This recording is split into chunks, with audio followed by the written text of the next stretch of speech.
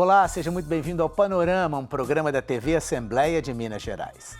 Você provavelmente já deve ter ouvido aquela famosa frase: Minas não tem mar, mas tem bar. Pois agora os botecos de Minas, mais precisamente os da capital BH, chegaram ao universo acadêmico. Uma tese de doutorado aponta quais as características que um bar deve ter para ser considerado autêntico por várias e várias gerações.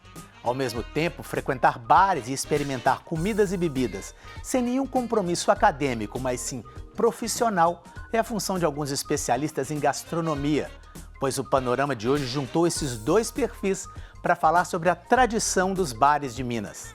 Ficou com água na boca? Pois o nosso programa está só começando.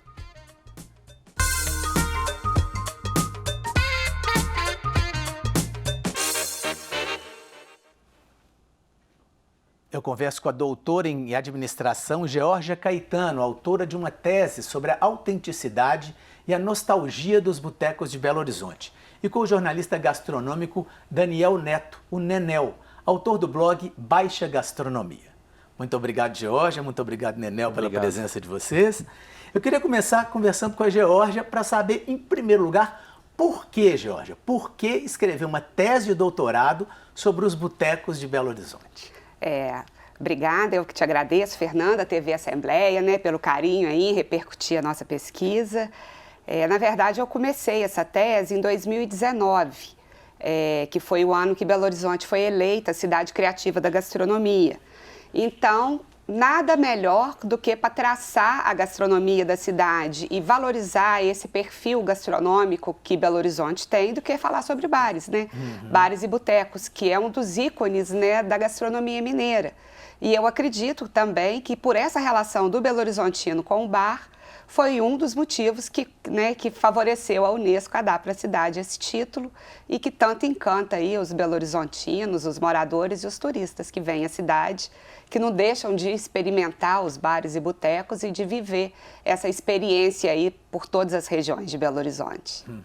Nenel, você tem um blog aí, pelo que eu vi ali, desde 2009, ou seja, muito tempo. Agora, quando que esse blog deixou de ser um blog mais de diversão e virou quase que uma profissão para você? Quando que ele tomou esse perfil mais profissional e que espaço que os botecos têm dentro do seu blog?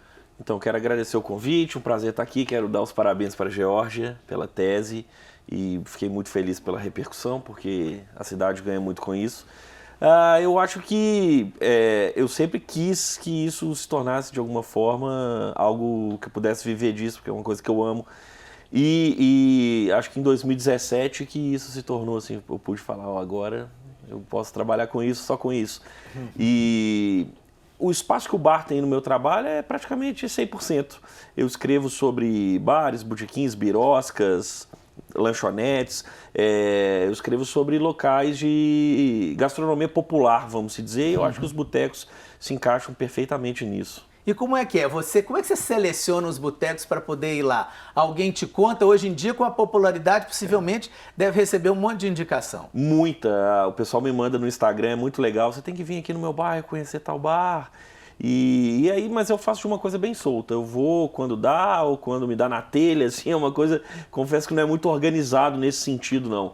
Mas eu tento circular sempre as 9 regionais da capital e conhecer o máximo de lugar. Eu gosto muito de andar a pé, na verdade eu nem dirijo, então para mim ajuda muito passar na porta, parar, entrar numa galeria, alguma coisa.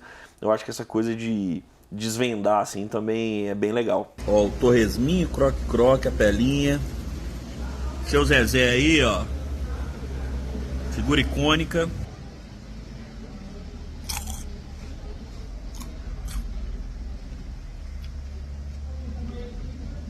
Para comer de balde. Geórgia, na sua tese você fala uma questão da autenticidade dos botecos. O boteco tem que ser autêntico. Como é que a gente descreveria essa autenticidade de um boteco? Na verdade, a parte teórica eu falo o que é ser autêntico, Ser autêntico é ser original, é guardar aquelas características que conseguiram sobreviver no decorrer do tempo. Então é aquilo que é muito genuíno, é muito típico de um lugar. E em Belo Horizonte, na primeira fase da pesquisa, que não foi só levantar os elementos da autenticidade, mas primeiro levantar os elementos da autenticidade e depois traçar uma relação de consumo com nostalgia, pertencimento, vontade de voltar a consumir. Então, nessa primeira fase da pesquisa, que é a fase qualitativa, a gente identificou o que é autêntico e não autêntico. Pois é, o que seria? Dá para a gente descrever? Dá. Alguns pontos muito rapidamente. Autêntico em relação à comida. É a comida feita com ingredientes locais. É a comida servida na estufa. É a comida que recebe pouca influência de cultura exterior, externa, né? A bebida, para ser autêntica, ela tem que ser extremamente gelada, servida no copo Lagoinha. Em relação à cachaça também, que é bebida, ela precisa estar servida em prateleiras expostas, né? Em relação ao ambiente, autêntico em bares e botecos é aquilo que se manteve no decorrer dos tempos, né? Então, tem muita gente que descaracteriza um boteco antigo e quer trazer traços da modernidade, da contemporaneidade, né? Quer sofisticar aquele ambiente, trocar um piso que já está ali atravessado pelo tempo, já está surrado e colocar um porcelanato, porque é muito bonito. Então, não é isso, né? O autêntico é aquilo que repousa no tempo, é aquilo que você bate o olho e te traz a nostalgia, né? Que é aquela saudade dos bons tempos que a gente passou na infância com os pais dentro do boteco. Então, esses são alguns elementos. Em relação ao comportamento, autêntico também é o garçom, é o dono do bar que precisa estar presente, o garçom que recebe tão bem o visitante com a típica hospitalidade mineira, né? Muitas das vezes o garçom, ele te conhece pelo nome, ele já sabe a sua cerveja predileta, ele sabe qual que é o seu tiragosto favorito. Então, essa hospitalidade do garçom também é muito típica, é muito autêntica em Minas Gerais. Como é que você percebe essa autenticidade no bar? No bar que você entra, aquele que é autêntico, aquele que não é tão autêntico, aquele que mudou um pouquinho o estilo? Sim, acho que o que a Jorge falou é perfeito. Inclusive, eu tava pensando nessa coisa, mas ela falou no final do dono estar lá, né? Eu acho muito importante, caracteriza um boteco, né? Aquela coisa da extensão da sua casa, o dono te atender, tem todo um atendimento informal e, porém, carinhoso, né? Porém, atencioso.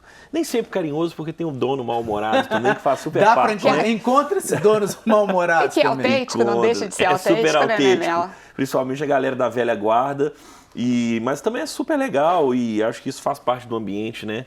E a questão do dono mal-humorado também não quer dizer que ele seja sem educação, ele pode só não sorrir. Ou pode aquele dia não estar muito bem, né? Não sei. E é uma coisa, exatamente, é igual na sua casa, às vezes a sua mulher, seu marido não está muito bem e a gente tem que saber conviver com essas coisas. Acho que o boteco ensina muito pra gente, né? Essa coisa do respeito, de entender que o boteco, você tem que seguir a regra do boteco. Se você não concorda, você não vai, é normal, mas muita gente quer... esse boteco tem que funcionar assim, porque o dono não... Não, ele, né, Jorge, ele é assim, ele criou o bar assim, é assim, a gente tem que respeitar. Se não gostar, é só não ir. É só não ir, é só ir pro outro, né? O boteco é uma coisa que ensina a gente mesmo a respeitar esse espaço, né, de cada um. Eu acho que é um aprendizado todos os dias. E o boteco tem a sua dinâmica própria, né? Então, cada um tem sua dinâmica, cada um tem sua especificidade e cada um tem seu público, né? Então, a gente querer mudar isso e transformar é complicado, porque são tradicionais, né? E aí o perigo é passar por essa espécie de pasteurização que muita coisa hoje no mundo tem passado, de transformar todo boteco ser igual. E não. O legal é justamente cada boteco, eles podem ter semelhanças, mas cada boteco é um só, assim, é ele, né? É o proprietário que é de um jeito, a estufa, uma estufa grande, uma estufa menor, uma estufa mais de comida mais molhada, aquela coisa que a gente adora aqui em Minas, muito molho, né? Ou uma estufa mais sequinha, às vezes até uma estufa fria, que é algo raro em Belo Horizonte, mas a gente encontra. Isso é o charme, né? Essa coisa de quem gosta poder fazer uma maratona, passar em 5 ou 6 bares no dia, isso é uma delícia. Jorge, você falou essa questão da nostalgia, né, da memória afetiva. Como é que isso funciona? Quer dizer, é aquela pessoa que literalmente vai no boteco anos e anos, ia com o pai, continua indo, aí começa a levar os filhos. Isso você percebeu, entre aspas, cientificamente na pesquisa que isso ocorre? Exatamente. E essa relação nostálgica que a gente tem foi exatamente isso que você falou. A gente constrói ela na relação que a gente tem com as famílias, né? Quantas vezes eu fui para boteco com meus tios, enquanto meus tios ficavam lá bebericando uma cerveja, eu estava na rua brincando e formando novos amigos. Então, eu construí a minha infância vendo isso. Então, assim, é uma referência. E a nostalgia traz exatamente isso, é uma nostalgia positiva, é uma lembrança positiva de um tempo bom que foi vivido e que eu quero resgatar na minha memória. Então, a pesquisa, na parte quantitativa, ela mostrou muito isso, essa relação da nostalgia com a lealdade ao boteco, né? Então, eu volto a frequentar botecos, porque quando eu chego num boteco, eu tenho uma lembrança positiva de um tempo bom. Né? Então, isso favorece o reconsumo, né, na área de marketing e a vontade de voltar a consumir e de voltar a visitar bares e botecos. Nenel, você, na maioria das vezes, frequenta os botecos de Belo Horizonte, que é onde você mora, mas você conhece, já foi em alguns botecos do interior de Minas também. É possível encontrar esses botecos com essa tradição, com essa questão da nostalgia no interior também? Muito, e o interior ainda tem uma coisa que a gente ainda tem. Eu até produzi um documentário sobre as mercearias de Belo Horizonte, está no YouTube, quem quiser assistir, e que é essa coisa de ter os bares e mercearia, né? Bares e mercearias, que a gente ainda encontra mais no interior do que aqui, né? Porque com o advento dos supermercados ficou mais fácil você ir no supermercado e tal, mas você ainda acha aquele lugar que você pode comprar um ovo e não precisa comprar uma dúzia ou meia dúzia. Isso é muito legal dos bares e mercearias. E aquela coisa dos secos e molhados que a gente ainda encontra muito no interior. Eu acho isso fantástico, uma tradição que a gente ainda encontra. E é aquela coisa, você vai, faz uma comprinha, mas pega um tira-gosto, toma alguma coisinha. Eu acho essa coisa do bar e mercearia muito importante e que no interior a gente ainda encontra e é bem legal. Pois é, mas isso é vamos dizer assim, é uma diferença então, porque isso a gente não encontra na capital. Pouco, a gente encontra muito pouco, então eu acho que é uma diferença importante, essa coisa da venda, né? E que esteticamente é uma coisa linda. Aquelas prateleiras lotadas e uma mesa, um balcão, uma estufa, eu acho que é uma característica do interior, assim, que a gente perdeu uma boa parte disso. Você, Georgia, parece que você é do interior, né? Você nasceu no interior.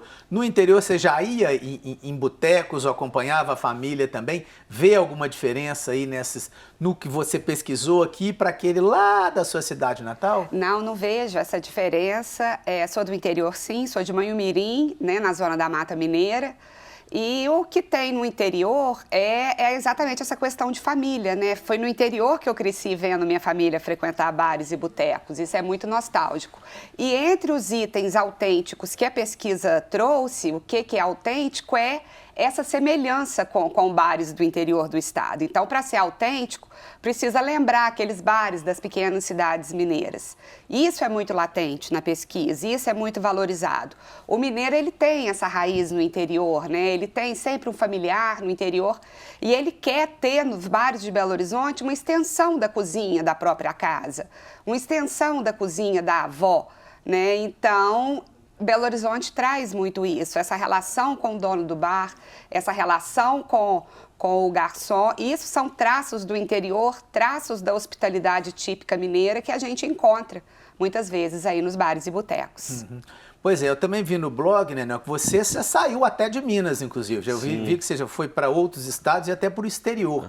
O que você, vamos dizer assim, caracterizaria como característica realmente dos bares e botecos de Minas Gerais que nós não vamos encontrar em outros estados ou em outros países, vamos dizer assim? Acho a Georgia falou uma coisa, a hospitalidade mineira é uma coisa incrível, porque acaba que, por exemplo, um lugar que tem uma tradição de bar fantástica é o Rio de Janeiro.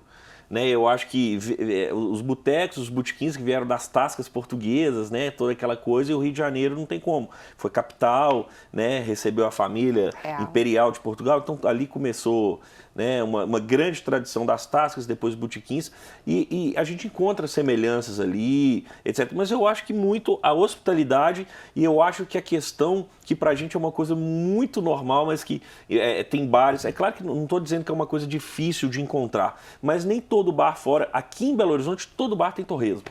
E no interior, acho que o torresmo é uma coisa muito... Torresmo é uma coisa que... que a gente exige que tenha no boteco. Assim, a gente fica meio ofendido de chegar no boteco e o cara não tiver torresmo. Ele só precisa ter uma cerveja gelada e um torresmo.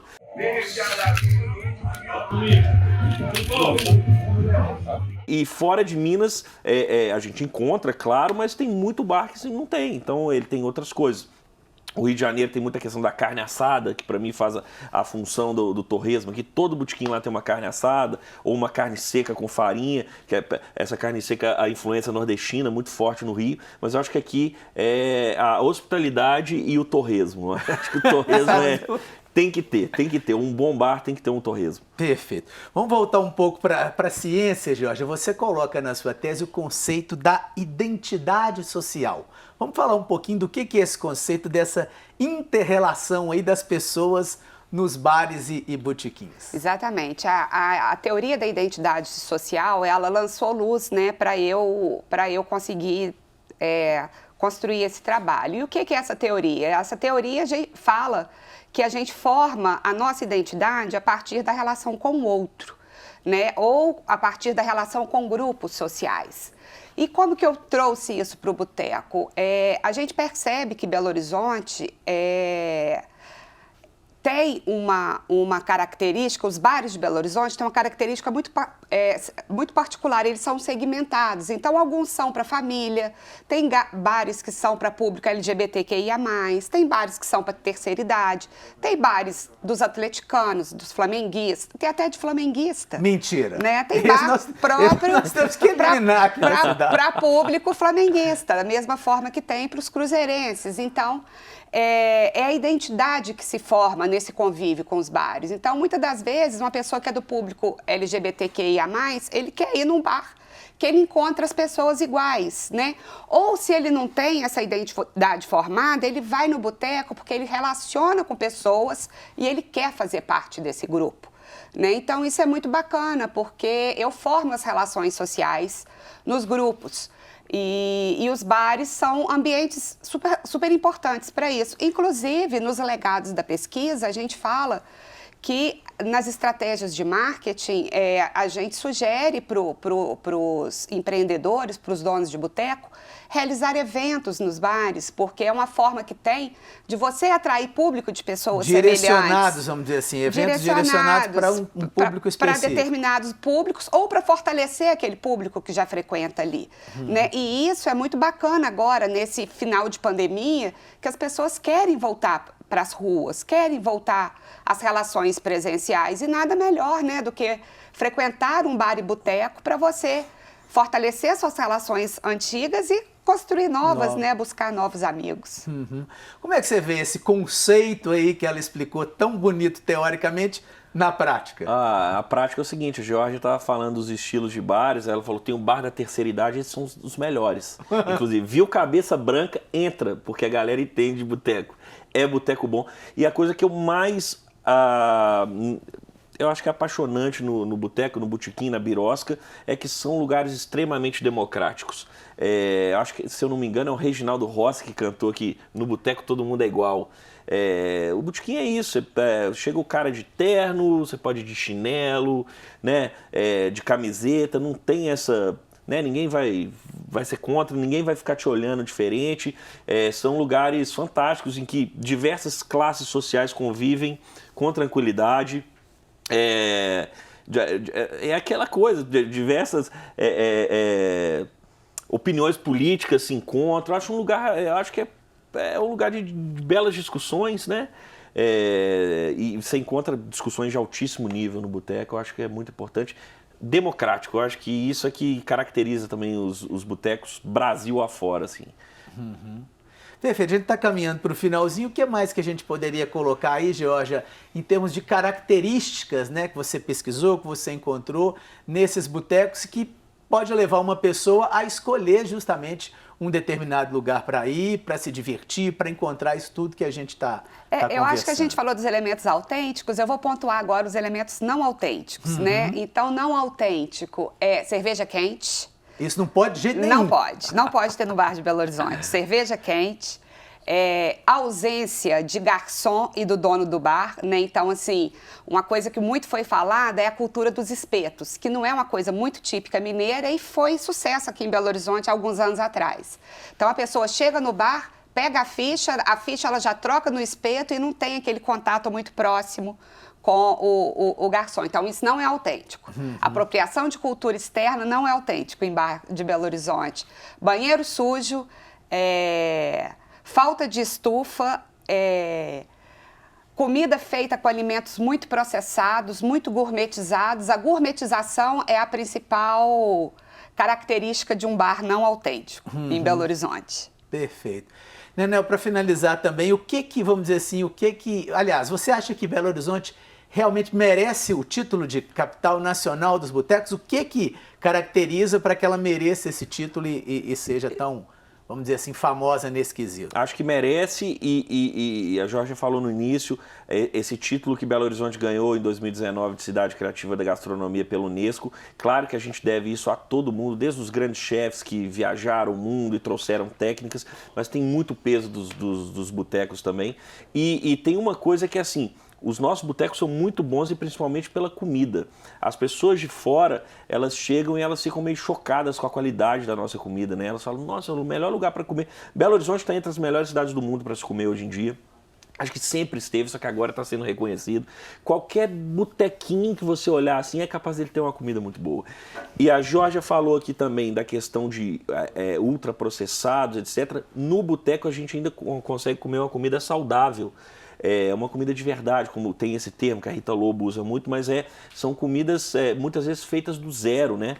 Uma almôndega caseira, feita com um molho caseiro, são coisas simples e muito bem feitas, e feitas com muito carinho. Então, acho que Belo Horizonte, acho que a qualidade da comida é uma coisa que explode para o Brasil todo. E só queria dizer para a Jorge o seguinte, agora uma coisa empírica. Você já reparou como o botequim de esquina é bom?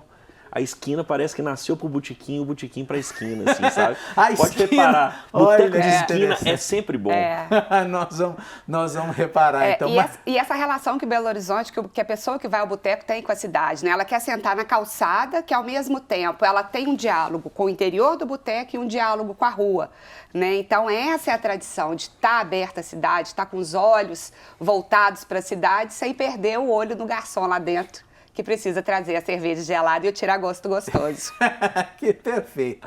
Eu queria agradecer muito a Georgia, queria agradecer muito ao Nenel, queria agradecer que você que nos assiste. O Panorama de hoje termina aqui. Deu vontade, então, de sair de casa e procurar um boteco tradicional para comer aquele tiragosto? Pois então a nossa missão aqui foi cumprida. Você pode ouvir os principais trechos desse programa nos maiores tocadores de podcast do país. Muito obrigado pela sua audiência e até o nosso próximo programa.